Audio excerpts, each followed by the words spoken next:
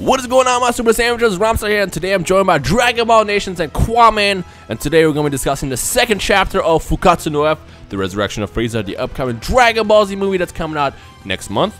And I will tell you right now, spoilers. There's going to be spoilers, so if you want nothing spoiled, if you want to know absolutely nothing about this movie, then we would suggest skipping this video.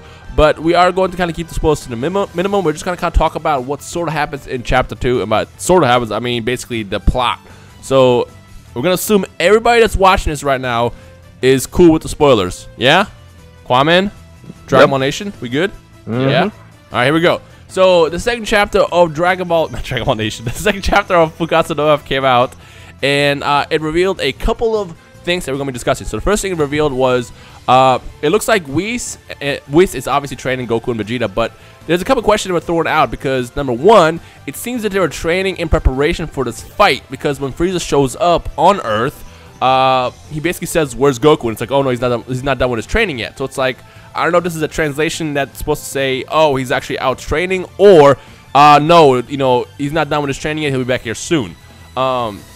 The other thing we want to point out that Goten and Trunks are most likely, and Majin Buu are most likely not going to be in this movie, because when Gohan is asked about Goten and Trunks, he responds with, "Oh, I didn't want to tell Goten and Trunks that this was happening, so you know we don't want them getting in the way." And the other thing is the same thing with Majin Buu. Apparently, Majin Buu falls asleep. But then Qaaman pointed out something really, really interesting about this, and he basically talked about the whole connection to the Namek Saga. So Qaaman, you want to kind of jump into your theory there that this is kind of like connected to the Frieza Saga?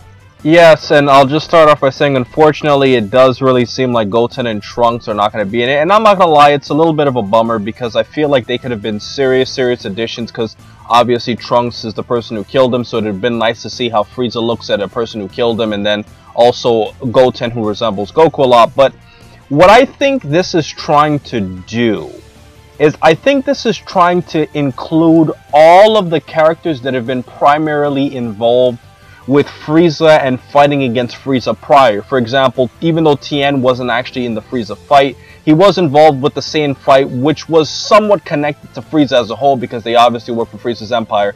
And at the same time, Tien and Yamcha, well, I'm sorry, Yamcha's not here.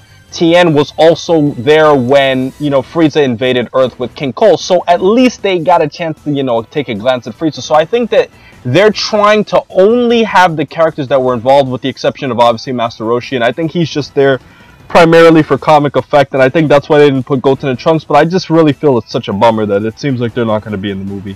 And I also feel it kind of weird, because I mean, even if they don't want to come to assist, they can sense energy, and if they sense people struggling, I can't see how Goten and Trunks don't at least try to come and help. Right. And before, you know, we keep talking about this is just our theory and our idea. Like, we don't know if Goten and Trunks will show up in the movie later, as Qaaman said. Maybe they might sense Frieza later and just pop in.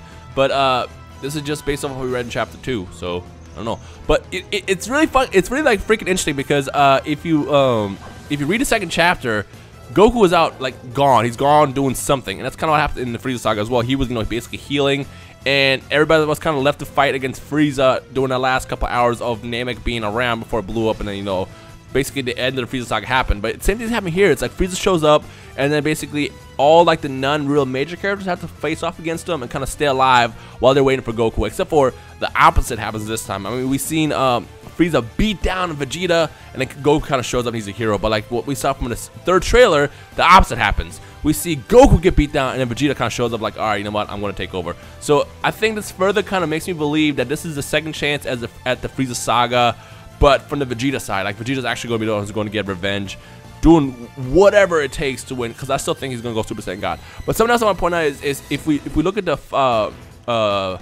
training with Whis, it looks like they had just started training with him, because as they're, you know, beginning the fight with Whis is kind of like just, you know, he's a joke. Like, he's making this entire fight a joke. Like, he is taking them on like it's nothing, and he's basically telling what their flaws are, and they literally look like they just are starting up with the training. And the other thing I want to point out is Beerus is still asleep, because we see him kind of attacking them by accident because he's asleep and sleepwalking. And he, when he went to sleep in the Battle Gods movie, he says he was going to take a nap for 3 years. So this is somewhere like maybe in the early stages of that 3-year period. Oh. Well, Well, the whole thing about Whis training with them, I was kind of under the impression, and it's a bit of a stretch. I know a lot of people probably won't agree with me with what I was thinking, but I thought that Goku and as well as Vegeta, since they were, you know, in the same kind of league in this movie, it makes it seem. I was assuming that Goku would have surpassed Whis because he's always surpassed his teachers, even though Whis is incredibly powerful. But it looks like that's not the case from what we're seeing. But I do still hope he's at least surpassing Beerus in that regard. You know, I wanna point something about Whis. We kind of also got a little bit more information on who he is as a character in terms of power. We just know that he's stronger than Beerus, but we never get revealed of how strong he is, what kind of attacks he has. I mean, we saw his moves in Battle Z and in Xenoverse, but that really doesn't reveal anything outside the fact that those attacks could have been just made up for the purpose of those games. In the second chapter of this manga, they revealed that Whis actually has the ability to time travel. And the reason why he has that power is whenever Beerus is asleep, he tends to sleepwalk a lot and kind of destroy stuff, which is displayed in the manga where he accidentally almost kills Goku and Vegeta by sleepwalking and blowing them up. And that's when Whis reveals that he can actually time travel for cases of that, where that accident happens, so he can kind of go back in time and fix it before, you know, reality actually strikes. So he has short-term time traveling as a power. So it's like, that also brings up the question is he a god? Because I know a lot of people think he's a god, but it's kind of up in the air because it was never really confirmed if Whis is considered a god. He's just kind of like the person that watches it. He's like the keeper. He's like the kami of Beerus's, I guess, role in the movie.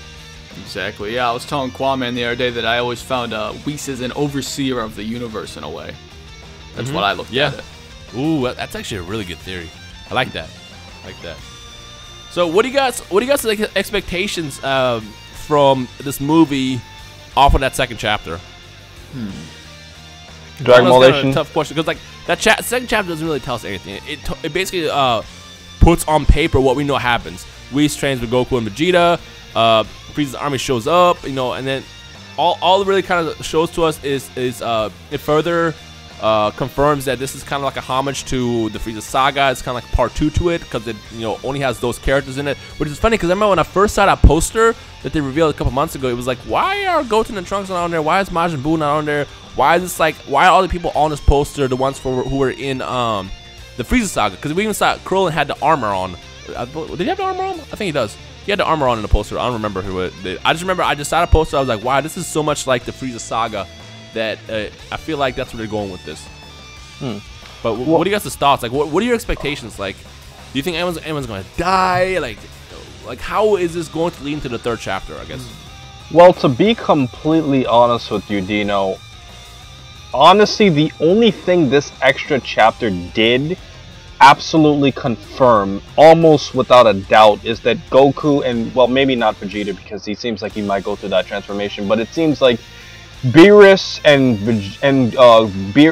Whis are still light years above Goku and Vegeta themselves. Yep. And I think that because of that, I think the chances of Frieza surpassing Beerus, which a lot of people were, you know, suspecting, I don't think that we're gonna see that. I actually agree with that, and I'm glad you pointed that out. And it just further makes me think that if Beerus gets confronted by Frieza, I think he's just gonna be neutral. Like, they're the neutral party in this, because it's like, yeah, whatever, you know. Unless, but then again, Beerus still hates Frieza, so that's also that factor. What if Beerus is the one who kills Frieza? Like, would people be mad if Beerus is the one who anticlimactic ending? Yeah, it's like this epic fight, and then Beerus is like, all right, I'm bored, and just flicks him and he dies. I mean, it's Toriyama. He's been doing a lot of unexpected things, so who knows? Like, that could easily happen. So I don't know. I still think they'll have some sort. They have to have some sort of confrontation in the movie. You know. Ooh. They definitely have to. Actually, I want to point something out. In the most recent Jump release, magazine, they revealed that, well, I don't know if this is like a wrong translation or what, but they revealed that Frieza actually has a new attack as well in Zenkai Battle Royale. I believe that's what it was. I don't remember. I remember reading something about Frieza's new attack. So it looks like Frieza might have a new attack too to show off, which is something that a lot of people didn't really expect. But then again, if we're looking at the whole Frieza thing, Ooh, I just thought about something. What if, like, Frieza actually does kind of blow up the Earth? Because, I mean, if this is a homage to the Frieza saga and they're trying to kind of, like, recreate a lot of that, I mean, he does do that to Namek.